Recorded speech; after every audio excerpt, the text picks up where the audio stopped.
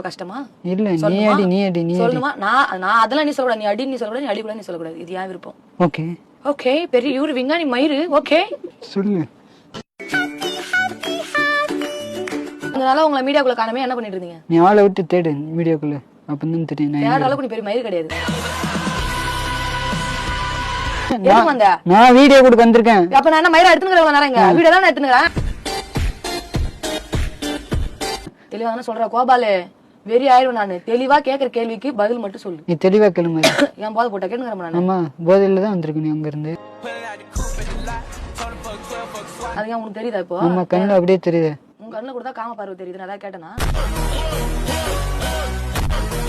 நான் மட்டும் வீடியோ கொடுக்க வந்துக்கிறேன். சரி கொடு. தனியா நீ என்ன கொடுக்குறோமோ கூட வீடியோ கூட.